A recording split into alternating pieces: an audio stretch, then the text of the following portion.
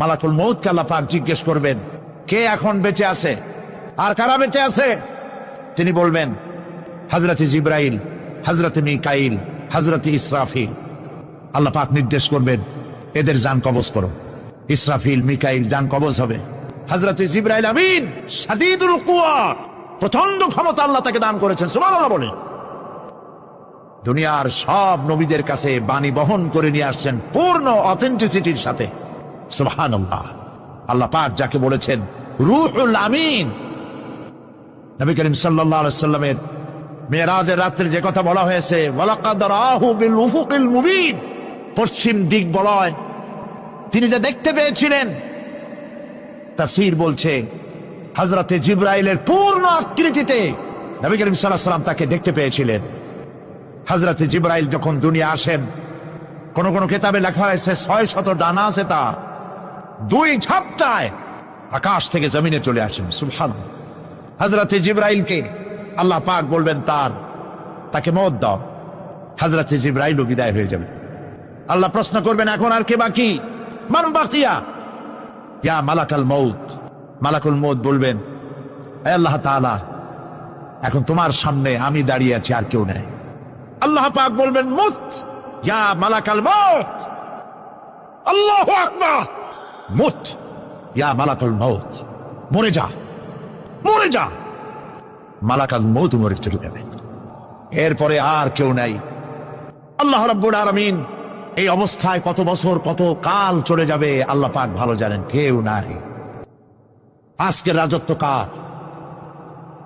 আল্লাহ প্রশ্ন করবেন, আজকের রাজত্ব কার? আল্লাহ পাক আওয়াজ দিবেন, বলবেন, আজকের রাজত্ব কার?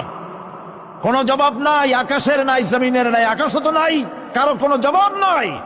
আল্লাহ পাক বলবেন, লিল্লাহি ওয়াহিদুল কাহ্হার।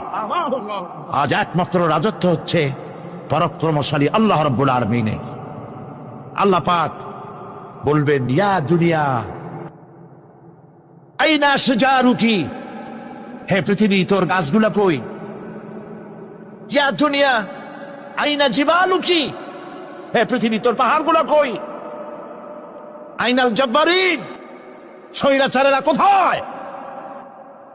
কারো কোনো জবাব হবে না। আল্লাহ পাক এরপরে আবার মানুষগুলিকে চিন্তা করবে, সুবহানাল্লাহ। ওয়াইজাল কুবুরু বুসিরাত, যা কিছু মাটির মধ্যে লুকায়িত ছিল সবগুলি আল্লাহ পাক বের করে নিয়ে আসবেন। হাসরের ময়দান হবে, উপস্থিত হবে সমস্ত মানুষ, কেউ পলায় থাকতে পারবে না কোথাও। কুমিরে যারে খাইছে, বাঘে যারে খেয়েছে, আগুনে যারে পোড়াইছে, পানিতে যে পৌঁছে গেছে, কোনো পথ নাই। সবাই আল্লাহর দরবারে উঠবে, পরনে কোনো কাপড় চোপড় নাই, উলঙ্গ। উম্মুল মুমিনিন হযরতে আয়েশা সিদ্দিকা রাদিয়াল্লাহু তাআলা আনহা, নবী করিম সাল্লাল্লাহু আলাইহি ওয়াসাল্লামের জবান মোবারকে এটা শুনে কেঁদে ফেললেন। বললেন, ইয়া রাসূলুল্লাহ, আমারও কি সেই অবস্থা হবে? তিনি বললেন, হ্যাঁ। উম্মুল মুমিনিন বললেন, ইয়া রাসূলুল্লাহ, তখন কি আমার শরম হবে না? আল্লাহর নবী বললেন, কিয়ামতের এই বিভীষিকাময় দৃশ্য দেখে মানুষ মানুষের দিকে তাকাবার কোনো হুঁশ থাকবে না। সব মানুষ উপরের দিকে তাকায় থাকবে, নিচে তাকাবার কারো কোনো ক্ষমতা থাকবে না। মানুষ অস্থির হয়ে যাবে। সেই হাসরের ময়দান বিচারক আল্লাহ রাব্বুল আলামিন প্রত্যেকটি মানুষকে তার কৃতকর্মের জন্য হিসাব দিতে হবে। আল্লাহ রাব্বুল আলামিন বলেন, পরকালীন জীবনের ব্যবস্থাপনাটা কেমনে হবে শোনো।